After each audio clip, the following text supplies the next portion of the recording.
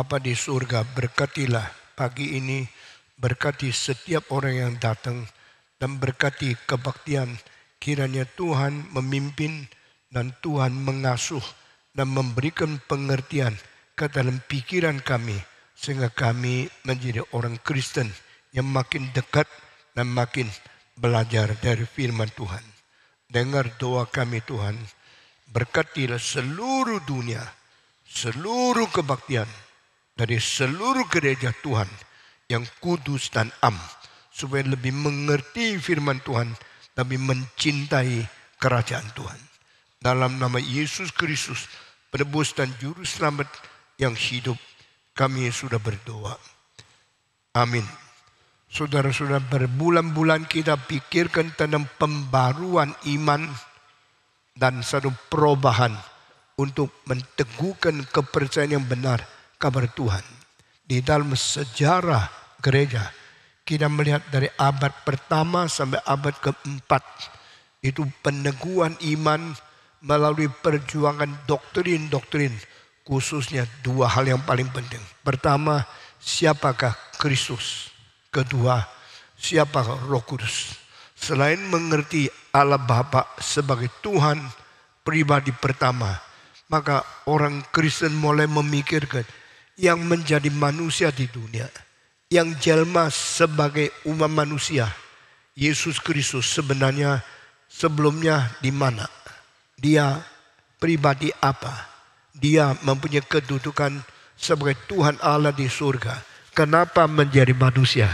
Dan kita melihat orang Kristen berjuang, bergumul untuk mengerti kristologi.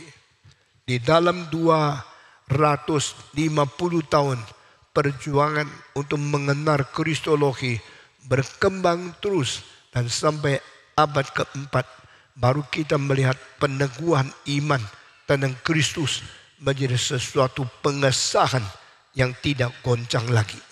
Lalu sesudah itu masih ada kira-kira 150 tahun orang Kristen di seluruh dunia bagian dulu itu, mereka memikirkan siapa Roh Kudus. Kenapa Roh Kudus itu adalah Allah? Apakah Allah itu selain mengirim Yesus Kristus ke dalam dunia, juga mengirim Roh Kudus sebagai pribadi yang ketiga, yang menjadi salah satu daripada Tritunggal itu, dan memberikan kekuatan dan keteguhan iman kepada kita di dalam sejarah. Saudara-saudara, setelah Augustinus, maka kita lihat akan doktrin anak Allah yang tunggal Yesus Kristus, doktrin Roh Kudus, semua diteguhkan menjadi seluruhnya sudah makin teguh, makin menyeluruh, dan makin sempurna.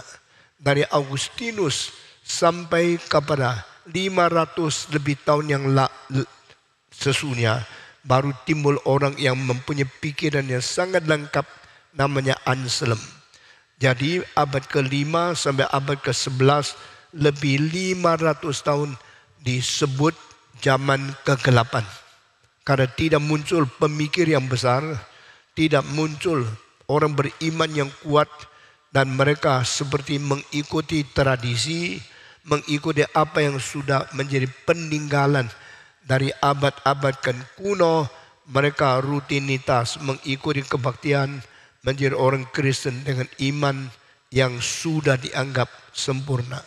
Tetapi sampai abad ke-11, maka terjadinya perpecahan antara gereja timur dan gereja barat. Gereja barat yang dipimpin oleh kerajaan Romawi. Nah, kerajaan Romawi masih dibagi, kerajaan Romawi barat yang berpusat pada Roma, dan kerajaan Romawi timur yang dipusatkan di dalam Konstantinopel. Konstantinopel sampai abad ke-15, di dalam tahun 1453 dibom, dimeriami. Sesudah di Eropa menjadi incaran dari Islam, dan mereka harap bisa menghancurkan Kristen dari Turki menuju ke daratan Eropa, dari Afrika menuju kepada negara Spanyol. kalau dari dua jalan ini, dari Asia menuju ke Eropa melalui Turki, dari Afrika menuju ke Eropa melalui akan Spanyol. Dan dengan demikian Kristen akan semuanya hancur. Tapi Tuhan tidak menginginkan. Itu sebab yang dari Afrika menggempur ke timur, gempur ke baratnya daripada Eropa akhirnya digagalkan. Di mana digagalkan di satu tempat sehingga akhirnya orang Kristen menjaga tetap di dalam daerah Eropa Barat. Dan Islam akhirnya dikalahkan.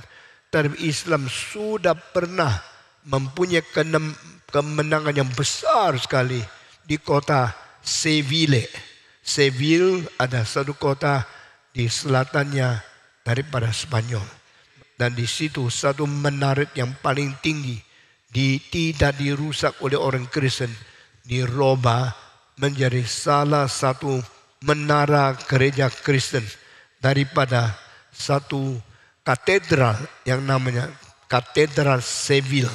Seville Cathedral.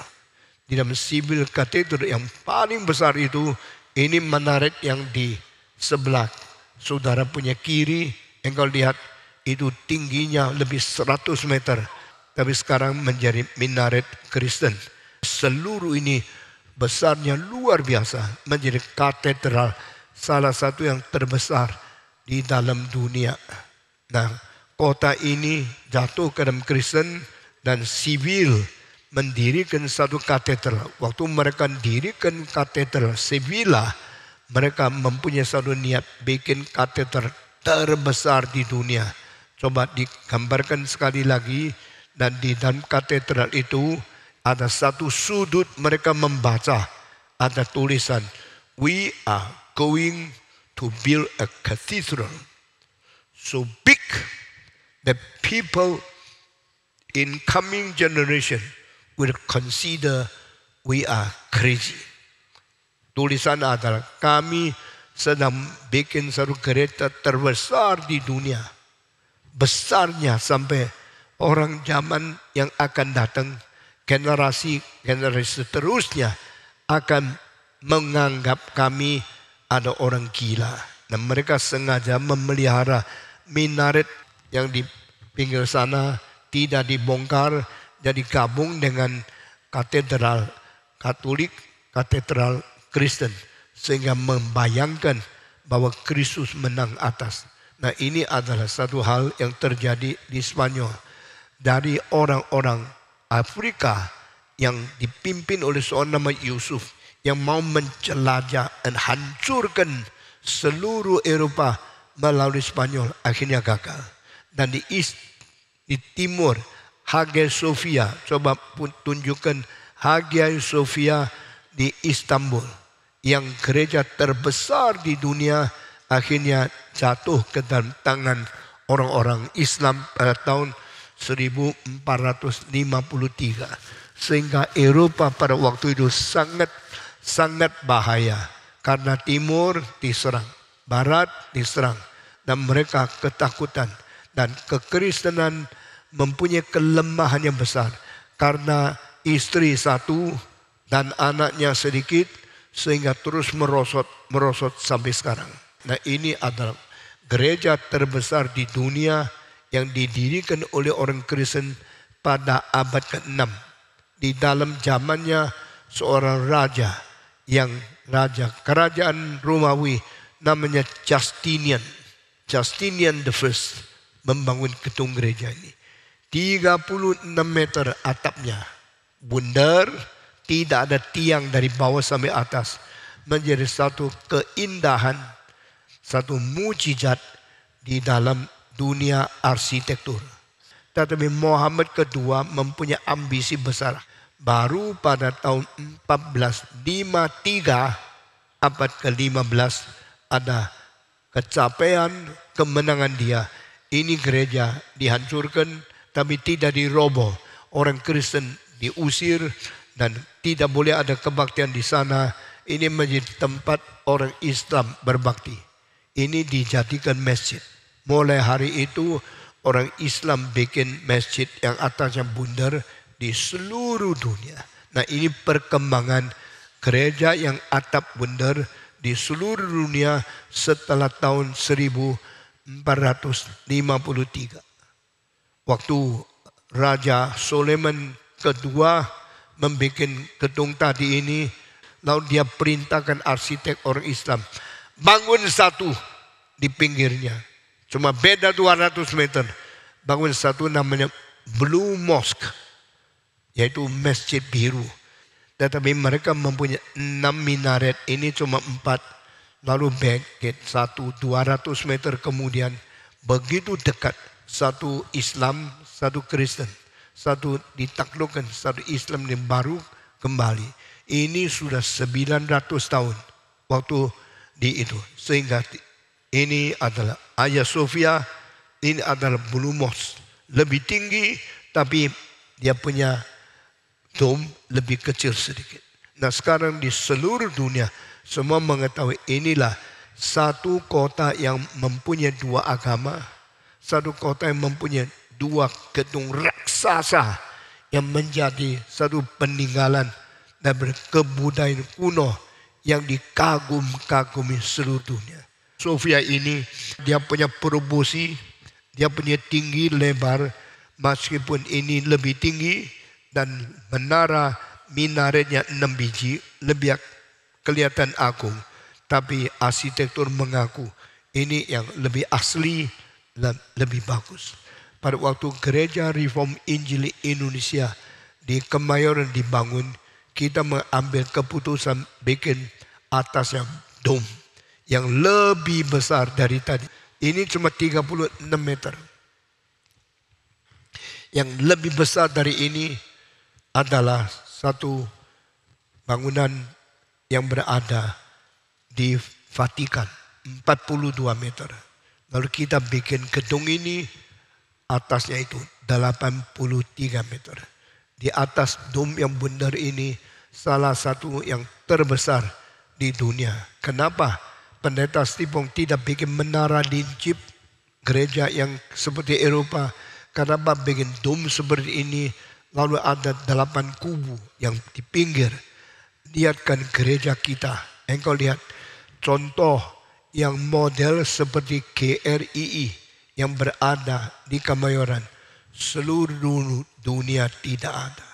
Saya kembalikan dom besar untuk GRII karena saya mau mengambil kembali kemuliaan Tuhan yang sudah dibuang, sudah dilecehkan, dan sudah dihina, kembali memuliakan Tuhan. Sehingga kalau saudara bisa pamerkan gedung kita di sini, silakan gedung Kemayoran di sini. Domnya itu lebih besar daripada Hagia Sophia. Domnya itu lebih besar dari Istiqlal. Kita punya dom lebih besar dari Vatikan 3 kali. Meskipun gereja kita tidak sebesar dari Vatikan, tapi ini menjadi satu arsitektur di dalam dunia, merubah sejarah, mengembalikan kemuliaan kepada Tuhan. Kita berterima kasih Tuhan memberkati tempat ini dan gedung ini dipakai Tuhan bisa menampung 4.500 orang dengan biru sebagai atap bundar yang ditopang di atas. Kita bersyukur tidak ada tiang sama sekali. Ini merupakan satu mujizat arsitektur. Tetapi biasanya banyak orang tidak tahu karena mereka tidak mengaku dan mereka tidak mengetahui. Karena Stephen Tong bukan lulusan arsitek daripada universitas terkenal, tetapi kita telah menyaingi dari dom apapun di dunia. Jikalau tidak salah, dom yang ada satu yang lebih besar dari ini ada di Alabama, tetapi tidak seindah apa yang kita bangunkan. Kita bersyukur kepada Tuhan. Kebaktian dari 8.000, 6.000 terus menerus sampai sekarang berkat dan terjadi di gedung ini sampai hari ini. Baru selesai kebaktian remaja yang Tuhan pimpin. Kita bersyukur. Saudara-saudara, setelah abad ke-11. 500 tahun sesudah Augustinus mati, baru timbul orang pinter di dalam sejarah. Sehingga kekristenan ditumbuhkan di dalam abad ke-11 setelah ada otak yang penting meneruskan akan tradisi yang lama, yaitu Anselm. Anselm seorang dilahir di Italia, dibesarkan di Perancis, dan dia mempunyai sifat yang sangat unik, susah menghormati orang lain, khususnya papanya sendiri. Waktu dia keluar dari rumahnya, berkeliaran di luar, tidak tahu berapa tahun kemudian, mendadak dia muncul di Perancis dan sudah masuk sekolah teologi. Dia tidak setuju papanya, tapi dia masih takluk kepada Tuhan. Dia tidak setuju banyak orang-orang dewasa, tapi masih mempunyai perasaan takut kepada Tuhan. Akhirnya dia menjadi hamba Tuhan. Setelah belajar sukses, dia punya pengetahuan lebih tinggi dari banyak orang di samping dia. Akhirnya dia undang menjadi Archbishop of Canterbury. Archbishop, uskup besar dari Canterbury, itu salah satu pemimpin tertinggi di dalam seluruh kekristenan di Inggris. Sehingga dia menjadi pemimpinan Anglikan. Dan sejak zaman itu sampai sekarang, Inggris mempunyai kerajaan yang sangat besar, mempunyai kuasa yang sangat luas, dan mempunyai pimpinan yang sangat penting di dalam seluruh dunia. Dan Anselmus menjadi uskup di Canterbury, dan dia melayani dan menguasai gereja di Inggris. Anselm mempunyai dua hal yang paling besar sebagai sumbangsinya. Pertama, Anselm mendirikan argumentasi tentang Tuhan Allah berada melalui yang disebut ontological argument. Ontological argument bersuara, berisi seperti ini. Manusia bisa memikirkan segala sesuatu yang berada. Jadi segala sesuatu yang berada di alam semesta ini mempunyai tempat, mempunyai situasi, dan mempunyai kedudukan di dalam sejarah. Tetapi selain dari semua yang berada, yang lebih besar dari semua yang berada, yang mungkin masuk dalam otak manusia adalah keberadaan Tuhan. The greatest existence is the greatest one, and who is God. Because God is the greatest one in the universe, and God is the highest one in the universe, and God is above everything. Anything can be conceived by human being. No one is greater than God. Yang bisa dipikirkan manusia, tidak ada yang lebih besar daripada Tuhan Allah. Kalau itu yang lain dari Allah semua berada, tak mungkin Allah tidak berada. If everything exists, are existing there, so the greatest of everything exists is God, cannot be non-existent. Kalau semua yang berada ada, dan Allah lebih besar dari semua yang berada, maka Allah yang lebih besar dari semua yang berada, tak mungkin dia sendiri tidak berada. Argumen ini disebut argumen ontological. Jadi Anselm membuat seluruh dunia gugah, kita percaya Allah itu ada. Bagaimana membuktikan? Dia caranya ontological. Karena yang di dalam otak manusia yang terbesar adalah Allah. Kalau yang lain berada, yang terbesar tidak mungkin tidak berada. Maka jangan pikir Allah hanya satu konsep yang kosong belaka. Allah sungguh-sungguh ada di dalam faktualnya. Dan itu sebab dia lebih besar dari segala sesuatu. Hal yang kedua yang diutamakan oleh Anselm, yaitu mengenai doktrin keselamatan.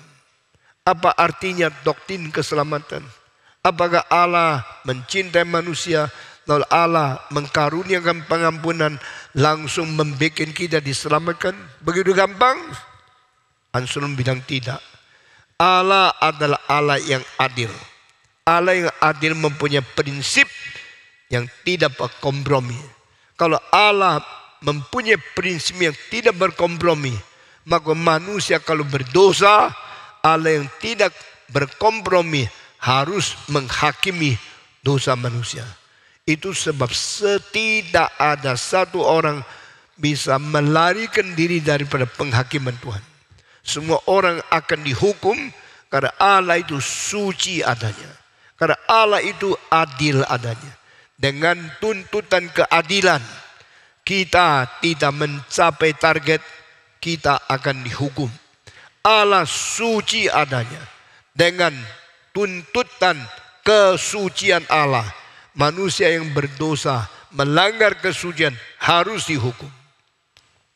Kalau manusia harus dihukum karena kita melanggar kesucian Allah, manusia harus dihukum karena kita melanggar keadilan Allah. Bagaimana keselamatan bisa tiba kepada kita yang sudah melanggar kesucian, yang sudah melanggar keadilan Tuhan? Jawaban adalah kecuali ada orang yang bisa membayar hutang kita kepada Tuhan Allah, maka tidak ada pengampunan bagi kita. Bayar kesucian yang kita utang kepada Allah, siapa kuat? Karena tidak ada orang yang mempunyai sesuatu bekal yang begitu besar untuk mengganti dan untuk mengisi kebutuhan semacam itu. Itu sebab Yesus Kristus mempunyai kesucian yang tidak terbatas. Yesus Kristus mempunyai keadilan yang tertinggi. Maka Dia yang mempunyai faktual daripada semua ini, Dia menjadi pengisi kebutuhan kita, mengganti kerugian kita. Maka waktu Tuhan Allah melihat Yesus mengisi kebutuhan yang kita hutang, Yesus mengisi hutang kita yang menjadi satu kekosongan, maka di situ pengisian hutang Yesus Kristus memuaskan tuntutan Tuhan, memuaskan target Tuhan.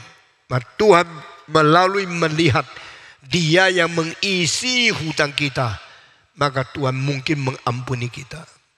Saudara-saudara, itu sebab kita dibenarkan oleh iman karena kita beriman, percaya ke dalam Kristus yang adalah paling adil, yang adalah paling suci. Maka Yesus melalui keadaan yang tidak terbatas daripada kebesaran keadilan dan kesucian, Dia mengisi kebutuhan dan isi lowongan dari hutang kita kepada Tuhan Allah. Sehingga Tuhan mengatakan, saya dipuaskan oleh Kristus yang mewakili Stephen Tong. Saya dipuaskan oleh Kristus yang mengganti Stephen Tong. Karena Stephen Tong tidak adil, harus dihukum.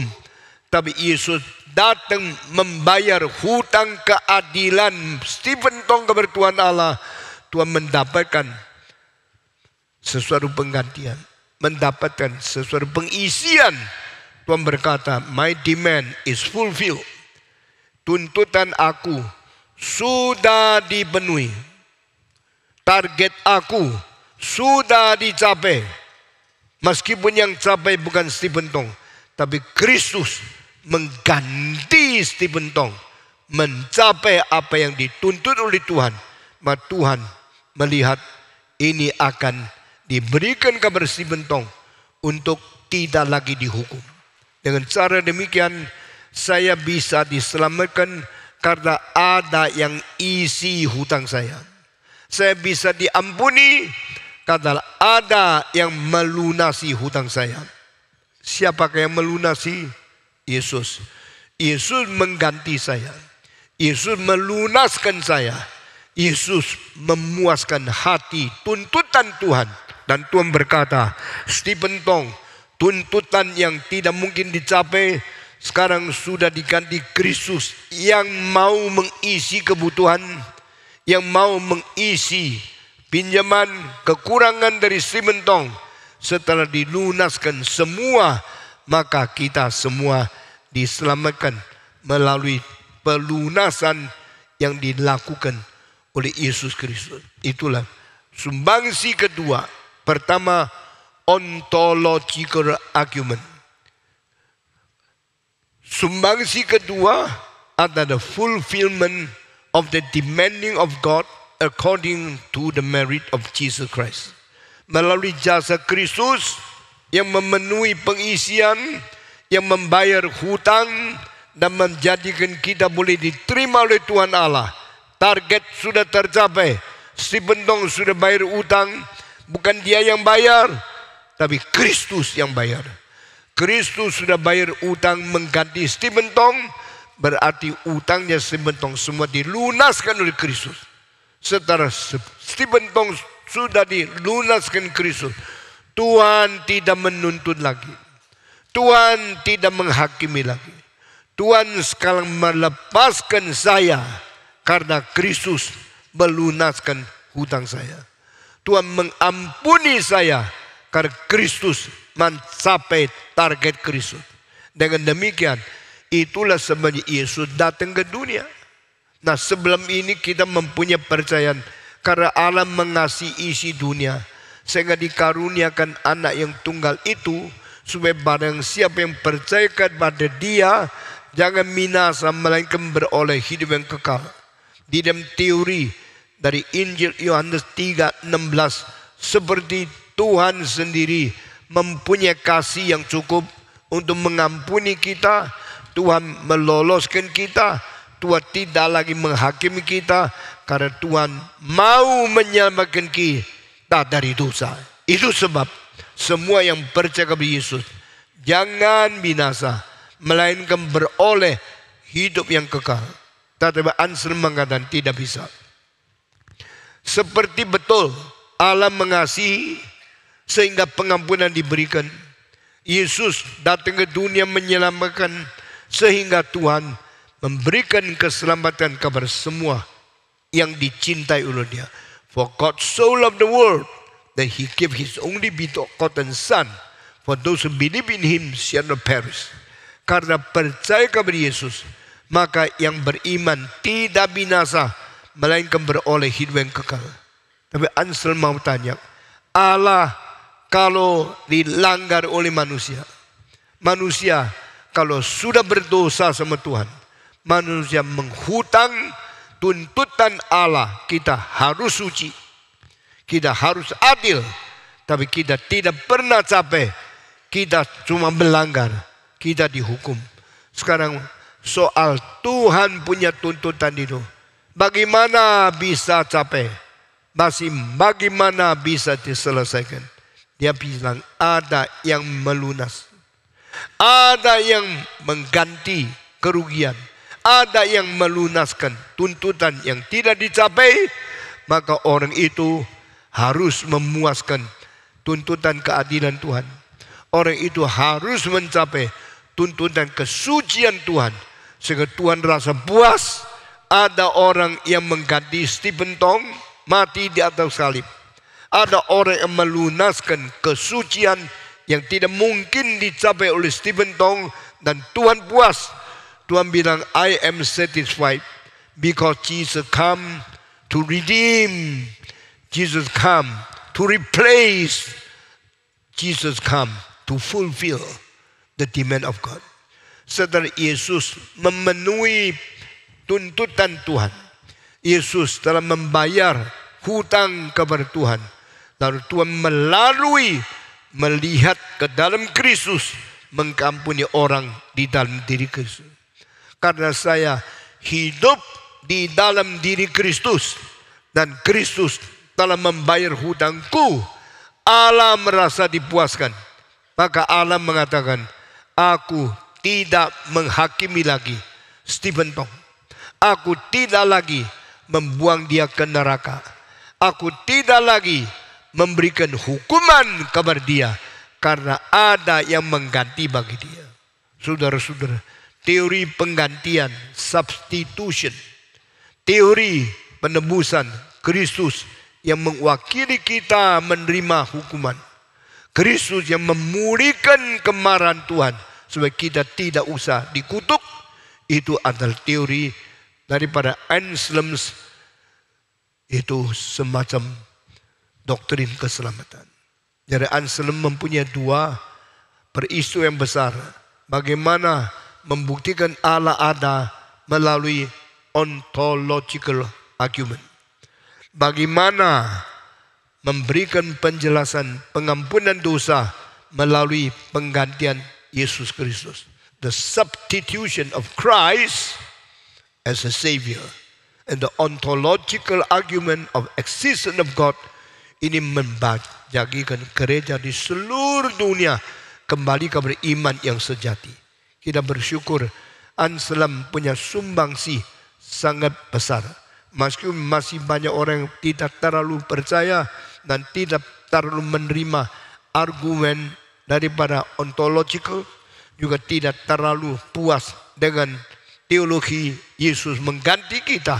Tapi Anselm punya teori ontological sama substitusi ini dalam mentegakkan sesuatu iman kepercayaan orang Kristen seluruh alam semesta.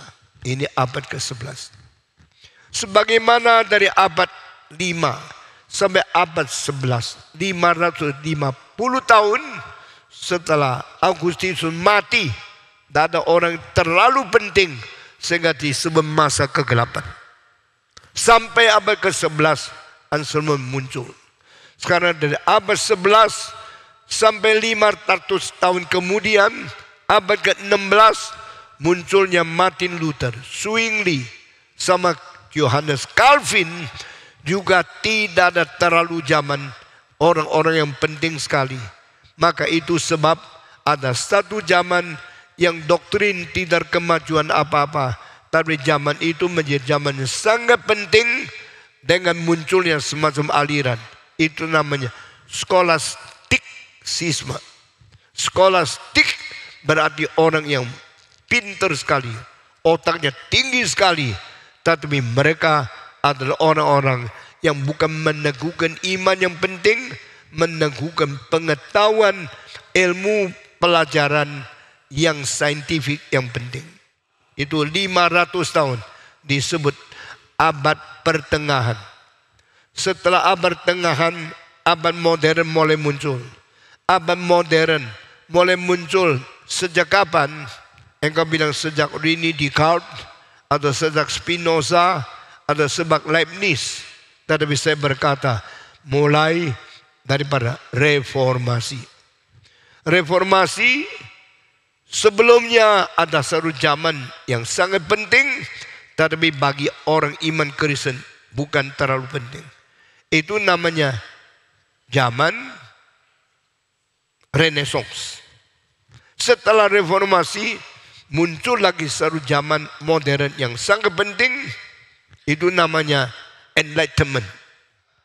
Zaman pencerahan.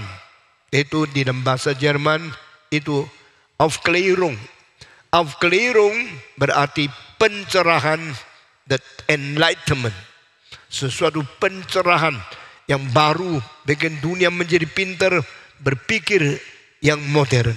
Nah, in between, di tengah-tengah Renaissance sama Enlightenment, tengah-tengahnya adalah reformasi.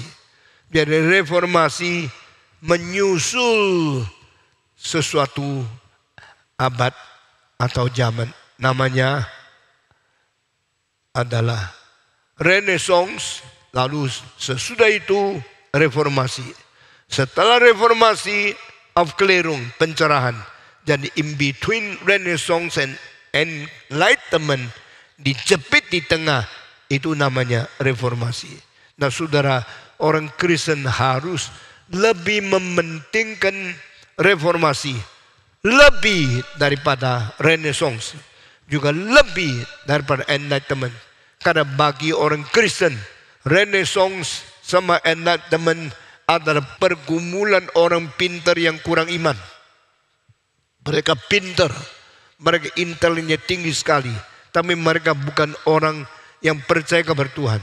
Biar mereka bergumul di dalam pengetahuan mereka, tapi pengaruh iman kepada kita yang paling besar. Dan renewal atau pembaruan gereja dengan iman yang digarap oleh Tuhan yang paling besar, yaitu reformasi. Nah saudara, itu sebab dari abad 11 sampai abad 16 zaman ini zaman yang penting, tetapi bukan penting dalam iman, penting di dalam pengetahuan dunia. Ini namanya pengetahuan zaman Renaissance. Zaman Renaissance mempunyai beberapa ciri khas.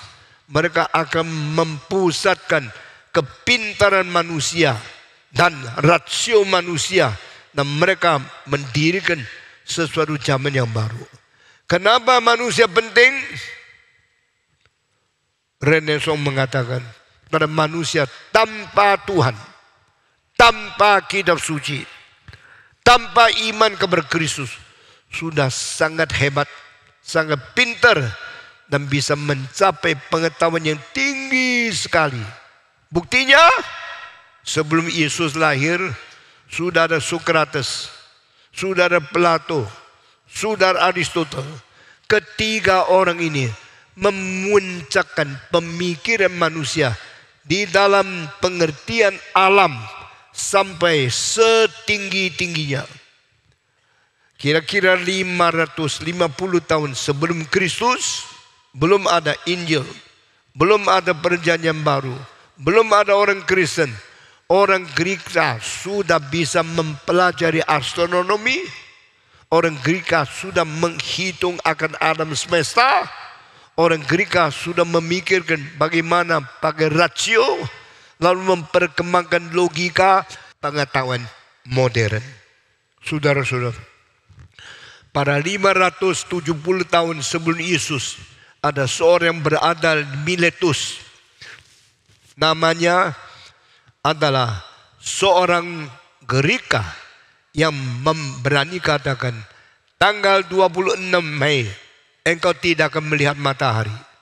Orang bilang, kamu dewa kah? Kamu setan kah? Kamu bisa membicarakan seperti orang-orang yang tahayul atau seperti nabi-nabi agama yang lain? Kenapa engkau berani mengatakan tanggal 26 Mei hari itu tidak melihat matahari? Mereka bilang, tidak usah repot, tidak usah debat, kita tunggu saja melihat hari itu apa yang terjadi. Mereka tunggu Mei 20, 21, 22, 23, 24, 25. Sampai Mei 26 mereka lihat betul-betul datang matahari. Wah, mereka kaget. Hebatnya orang ini. Kenapa dia bisa tahu hari ini tidak ada matahari? Kenapa dia bisa tahu hari ini gelap gulita?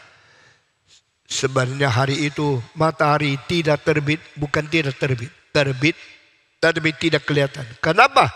Karena gerhana. Tahu gerhana? Matahari gerhana kelihatan gelap, seluruh bumi hitam. Sebab apa? Tidak bisa lihat matahari. Nah, orang ini namanya Thales.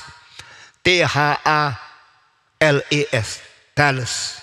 Waktu Thales meramalkan hari itu tidak ada matahari, orang mentunggu sampai hari itu betul-betul tidak matahari. Mereka kaget. Ini dewa kah? Atau ini nabi kah?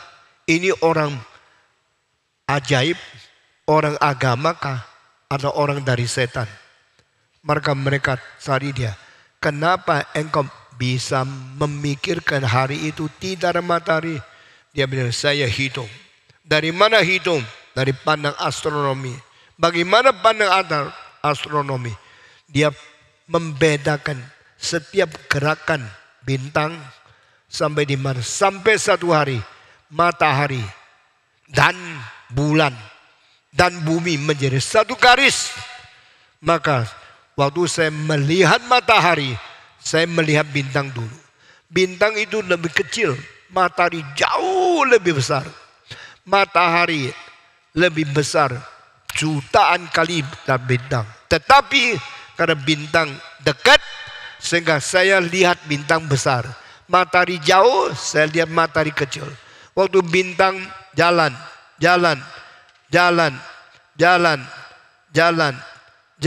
sampai satu hari persis di depan matahari, saya akhirnya hanya lihat bintang, tidak lihat matahari. Cahaya matahari ditutup oleh bulan yang meskipun kecil, tapi karena dekat seperti besar. matahari makin besar karena jauh lebih kecil. Akhirnya hari itu tidak ada matahari. Oh begitu. Orang bilang kalau begini engkau hebat ya, engkau pinter ya, engkau dapat nubuat melalui Roh Kudus? Tidak. Dari malaikat? Tidak. Engkau mengetahui ini kenapa? Karena saya hitung peredaran bintang-bintang sama garis engkel semua daripada bintang dan bintang di dalam keadaan mutual relationship. Nah itu sebab Thales dianggap orang paling bijaksana di dalam zaman itu. Nah itu 200 tahun sebelum Aristotle, 200 tahun sebelum Plato menjadi orang pintar di dunia, dia sudah ada. Sesuai itu di bawah dia masih ada dua orang. Satu Anaximander, satu Anaximenes. Ketiga orang ini namanya Milesian School. The School of Miletus. Di Miletus, pinggir Turki, sebelah kiri, bagian bawah sedikit dari Efesus. Itu kota kecil itu menghasilkan tiga orang ini. Milesian School, Thales, Anaximander, Anaximenes. Lalu orang-orang waktu itu menyeliki angkasa, menyeliki bintang, jaraknya berapa, bikin perhitungan, semua cocok luar biasa. Jadi zaman sebelum Yesus lahir, manusia sudah pintar seperti itu. Mereka belajar algebra, mereka belajar akan matematika, mereka belajar akan kimia, belajar akan semua pengetahuan di dalam alam. Nah saudara-saudara, ini orang-orang sebelum Yesus sudah sanggup mempelajari, sanggup menghitung, sanggup menaksir, dan sampai memberikan segala penjelasan tepat luar biasa. Itu sebab mereka mempelajari alam semesta. Jadi manusia yang mempelajari alam semesta, mereka menganggap seluruh alam semesta itu ada isinya, ada dalilnya, ada prinsipnya, dan bisa dihitung. Sebab mulai timbul pengetahuan mau menyeliki segala sesuatu di luar diri manusia, tetapi tidak bicara tentang manusia. Cuma bicara tentang matahari, bulan, bintang, hari, jarak, alam semesta. Nah itu adalah satu kepintaran manusia di dalam zaman Greek.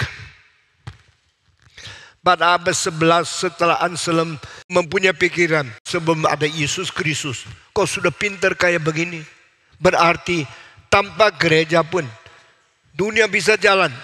Tidak usah iman kepada Tuhan pun manusia bisa hidup.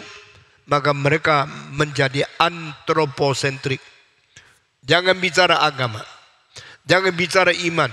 Mari kita gali diri kita. Karena nenek moyang kita sebelum ada Kristen sudah pintar kok. Maka mereka mengkembalikan zaman kepintaran manusia. Lalu mengulangi apa yang pernah terjadi. Itu namanya the revival of the ancient wisdom. Perkembangan melalui bijaksana kuno. Nah ini dianggap Renaissance. Berarti the rebirth of the ancient Greek wisdom, the rebirth of anthropocentric search of the wisdom. Bagaimana mengkembalikan manusia yang dulu pernah pintar, kita membangkitkan kembali semangat itu. Kita menemukan kemungkinan manusia berkembang itu. Tidak usah terlalu bersandar kepada Kristen. Maka Renaissance mulai terjadi abad 11, 12, 13, 14, 15, sampai 16 berhentinya reformasi keluar. Dari Renaissance disambung dengan reformasi. Reformasi disambung dengan namanya pencerahan. Itu Aufklärung atau Enlightenment. Sesudah itu baru timbul pengetahuan-pengetahuan lain lagi. dan pengetahuan lain dari filsafat, mulai dari Perancis, René Descartes. Dari Jerman adalah orang namanya Leibniz. Dari Belanda namanya Baruch Spinoza. Nah, 3 orang rasionalis dibandingkan sama yang di dalam negara Inggris, Berkeley. Lalu adalah orang-orang lain yang namanya adalah David Hume. Lalu ada orang-orang lain, Francis Bacon. Jadi 2 arus. Saudara-saudara, kekristenan berkembang sendiri, yang tak Kristen berkembang sendiri, dan mereka menganggap tak usah Kristen bisa menemukan pengetahuan yang pintar berdasarkan kerika yang kuno. Kerika yang kuno telah mencapai ketinggian, sampai keunggulan pengetahuan manusia luar biasa tanpa Kristen. Setelah Kristen datang, apa menjadi sumbangsinya? Apa menjadi keunggulan? Baru dipikir lain lagi. Nah, saudara-saudara, di dalam Renaissance pertama-tama Petrarch yang penting sekali. Sesudah itu adalah Alighieri, namanya adalah Dante. Dante literatur, Petrarch literatur, syair, retorika, dan semua pengetahuan yang lain berkembang terus sampai musik, berkembang terus sampai lukisan, berkembang terus sampai arsitektur, sampai segala pengetahuan segala bidang. Di dalam musik mulai muncul bagian-bagian pengejaran akan alat yang terbaik, pakai benda yang paling jitu, pakai teknik yang tertinggi.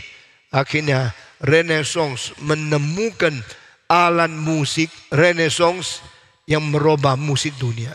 Setelah Renaissance, art antiqua, art nova, ini semua istilah-istilah Latin sampai abad ke-17, abad ke-18. Tetapi banyak orang waktu itu sambil menjadi orang yang menemukan pengetahuan, juga orang yang beriman kepada Tuhan. Dan di Italia ada satu kota kecil namanya Cremona. Cremona di belakang ada hutan yang anginnya sepoi-poi, membuat semua kayu kena angin daripada yang sepoi-sepoi itu. Kayunya menjadi kering dan bagus sekali. Lalu mereka ambil kayu dari Cremona, dipotong, dikeringkan dengan matahari, lalu menjadi kayu terbaik di dunia. Untuk bikin apa? Bikin biola. Biola yang bikin dari kayu Cremona itu. Nanti biola sudah jadi. Tidak lebih dari 400 gram. Ringan sekali. Tapi suaranya enaknya luar biasa. Saudara-saudara, Cremona menghasilkan kayu itu sehingga lebih terkenal dari kayu di Inggris, kayu di Perancis, kayu di Jerman, kayu di Rusia, menjadi kayu terbaik di dunia bikin alat musik. Dan alat musik zaman itu jatuh di dalam 3 keluarga. Keluarga pertama, keluarga Amati. Kedua, keluarga Stradivari. Ketiga, keluarga Guarneri. Dan orang mewakili 3 kelompok ini, keluarga Amati, dia punya biola sampai sekarang bisa 1-2 juta dolar. 15 sampai 30 miliar satu biji. Sesudah Amati mati, maka yang keluar Stradivari. Stradivari membuat biola lebih baik daripada Amati. Sekarang satu biola bisa 100 miliar. Karena suaranya lain, cara peliturnya lain, bentuknya, ringannya, tebalnya kayu, ukirannya, bengkoknya, semua lain. Dan manusia berusaha bikin biola, sama-sama kayu, sama-sama murah, tapi keluar suara kenapa lain. Seluruh dunia mempelajari teknik daripada Stradivari, berusaha bikin biola yang baik, akhirnya dah jadi. Jadi biola yang paling murah sekarang 1 juta, 2 juta sudah boleh beli. Bikinan mana? Bikinan Cina. 2 juta, 3 juta sudah bisa. Biola yang lebih bagus 15 juta, 20 juta. Bikin Itali yang lebih murah sedikit 8 juta. Bikin Perancis lebih murah lagi 6 juta. Bikin Inggris. Semua ada tingkatannya. Kenapa ya? Dari Itali paling mahal. Karena kayunya beda. Karena teknik yang beda. Yang paling beda otak jeniusnya. Jadi biola yang paling mahal di dunia sekarang kira-kira 30 sampai 50 M satu biji. Engkau beli yang sama kelihatan lebih bagus, pelitorin lebih kilap. Sama gopeceng, sama 2 juta. Tapi yang dia punya miliatan tua-tua jelek-jelek. Karena suaranya bagi keluar seperti suara orang yang nangis, bikin hatimu tergetar. Seperti sesuatu soprano yang menyanyi di dalam gunung, bikin hatimu terharu. Nah ini dibikin lebih mahal 10 kali 20 dari piano. Tapi biola lebih mahal 20 kali dari piano ini. Biola yang paling mahal bisa berpuluh-puluh miliar. Orang yang bikin kedua namanya Stradivarius. Kira-kira tahun 1640 sampai 1703. Nah coba gambarnya dimunculkan lagi. Dari Stradivarius ini kelihatan gelap, kelihatan tidak terlalu mengkilap, tapi dia punya suara lain sekali. Dia bikin berapa? Dia bikin 1740 biji. Lalu dari dia bikin sampai sekarang sudah hampir 500 tahun. Dari 1680, sekarang 2023. Di dalam 400-500 tahun ini, sekarang masih ada, kira-kira masih sisa 400. Berarti sudah ada 1000 lebih yang rusak-rusak. Saben tahun ada yang rusak-rusak. Tidak bisa dikembalikan lagi. Tidak bisa dibereskan. Kalau bisa dilem lagi. Bisa diperbarui lagi. Strukturnya mahalnya luar biasa. Nah, biola daripada Stradivarius sudah hampir sisa 400. Dari Guarneri lebih keras suaranya. Tapi tidak sehalus dari Stradivarius. Sehingga di dalam semua konser musik biola yang dimain pakai ini. Nah saudara-saudara, setelah itu maka dari abad 11 sampai 15 zamannya namanya Renaissance. Tetapi iman tidak kuat. Zaman ini di dalam iman apa yang terjadi? Yaitu terjadi skolastisisme. Skolastisisme abad 400 tahun menyelidiki pikiran-pikiran dan bisa digabung dengan iman atau tidak. Dan ini zaman menjadi zaman kepintaran manusia yang kurang penting dengan iman kepercayaan. Nah saudara-saudara, dalam penganalisaan saya mengenai zaman, sejarah. Sampai abad 20 kita ada gereja Reform Injili Indonesia. Kita mau belajar apa? Kita belajar tentang firman Tuhan, tentang pengetahuan dan sebagainya. Dan saudara-saudara, mengenai bagaimana membuktikan jikalau Tuhan itu ada. Setelah Anselm mulai muncul 4 hal. Cosmological argument, teleological argument, ontological argument, dan terakhir moral argument. Waktu yang selanjutnya kita akan terus menjelaskan. Teliti, tapi bikin engkau orang pintar yang tidak sembarangan. Harap kita mempunyai iman yang kuat, tetapi jangan keluar daripada kitab suci. Tuhan pimpin kita. Mari kita hari ini sampai di sini saja. Mari kita berdoa. Bapa di dalam surga, berkati kami, jadikan kami orang-orang Kristen yang bukan bodoh, bukan anggap diri pintar, dan bukan menutup diri. Tapi kami mau terbuka dan kami mau belajar banyak dari segala sesuatu yang bersangkut dengan iman kita. Dengar doa kami Tuhan. Kami serahkan semua ini dalam nama Yesus Kristus. penebus dan juru selamat kami yang hidup. Amin.